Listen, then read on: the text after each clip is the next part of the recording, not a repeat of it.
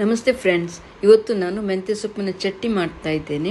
ಮೊದಲಿಗೆ ಒಂದು 2 ಸ್ಪೂನ್ನಷ್ಟು ಆಯಿಲನ್ನು ತಗೊಳ್ತಾ ಇದ್ದೇನೆ. ಆಯಿಲ್ ಸ್ವಲ್ಪ ಬಿಸಿ ಆದಾಗ ಅದಕ್ಕೆ 2 ಸ್ಪೂನ್ ಅಥವಾ 1 ಸ್ಪೂನ್ ಕಡಲೆಬೇಳೆ, 1 ಸ್ಪೂನ್ ಉದ್ದಿನಬೇಳೆ ಇದನ್ನು ಹಾಕಿ ನಾವು ಸ್ವಲ್ಪ ಫ್ರೈ ಮಾಡಿಕೊಳ್ಬೇಕು. ನಂತರ ಇದಕ್ಕೆ ನಾವು 1 ಈರುಳ್ಳಿಯನ್ನು ನಾವು ಹಾಕ್ಕೊಳ್ಬೇಕು. ಇದನ್ನು ಕೂಡ ನಾವು ಚೆನ್ನಾಗಿ ಫ್ರೈ ಮಾಡಿಕೊಳ್ಬೇಕು. ಬಿಸಿ ಬಿಸಿ ಗಂಜಿ ಮತ್ತು ಮೆಂತ್ಯ ಸೊಪ್ಪಿನ ಚಟ್ನಿ ಒಳ್ಳೆ ಕಾಂಬಿನೇಷನ್. ಈಗ ಈರುಳ್ಳಿ ಕೂಡ ಚೆನ್ನಾಗಿ ಫ್ರೈ ಆಗ್ತಾ ಇದೆ.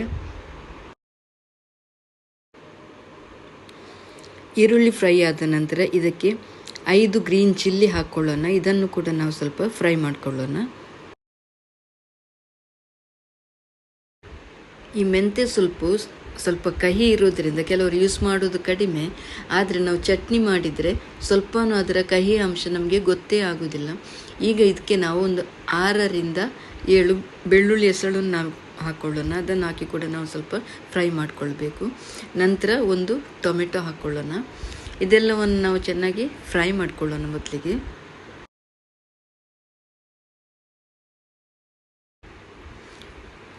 ನಂತರ ನಾವು ಒಂದು ಚಿಕ್ಕ ಪೀಸ್ ಶುಂಠಿಯನ್ನು ಹಾಕ್ಕೊಳ್ಬೇಕು.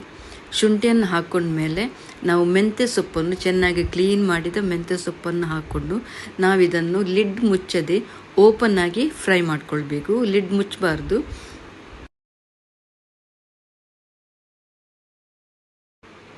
ಮೆಂತ್ಯ ಸೊಪ್ಪನ್ನು ಓಪನ್ ಆಗಿಟ್ಟು ನಾವು ಬೇಯಿಸಿದರೆ ಅಥವಾ ಫ್ರೈ ಮಾಡಿದರೆ ಅದರ ಕಹಿಯ ಅಂಶವೆಲ್ಲ ಹೋಗ್ತದೆ. ಒಂದು ವೇಳೆ ನಾವು ಮುಚ್ಚಿ ನಾವು ಫ್ರೈ ಮಾಡಿದರೆ ಚಟ್ನಿ ಕಹಿಯಾಗಿ ಬರ್ತದೆ.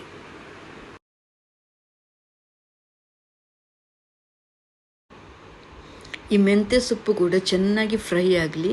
ಚೆನ್ನಾಗಿ ಫ್ರೈ ಆದರೆ ಟೇಸ್ಟು ಕೂಡ ತುಂಬ ಚೆನ್ನಾಗಿ ಬರ್ತದೆ.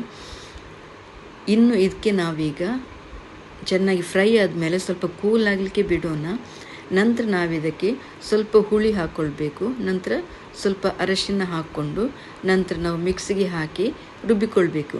ನೀರು ಹಾಕುವ ಅಗತ್ಯ ಇರುವುದಿಲ್ಲ, ಯಾಕೆಂದರೆ ಸೊಪ್ಪಿನಲ್ಲಿ ನೀರಿನ ಅಂಶ ಇರುವುದರಿಂದ ಅದೇ ನೀರು ಸಾಕು. ಜೊತೆಗೆ ಸ್ವಲ್ಪ ಉಪ್ಪನ್ನು ಕೂಡ ಹಾಕ್ಕೊಂಡು ನಾವು ಚೆನ್ನಾಗಿ ಇದನ್ನೀಗ ಗ್ರೈಂಡ್ ಮಾಡ್ಕೊಳ್ಳೋಣ.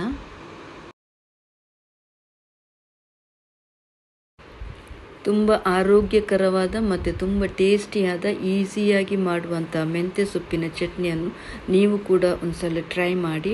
ತುಂಬ ಟೇಸ್ಟಿಯಾಗಿರ್ತದೆ. ಬಿಸಿ ಬಿಸಿ ಗಂಜಿ ಜೊತೆ ಟ್ರೈ ಮಾಡಿ, ಆವಾಗ ತುಂಬ ಟೇಸ್ಟಿಯಾಗಿರ್ತದೆ.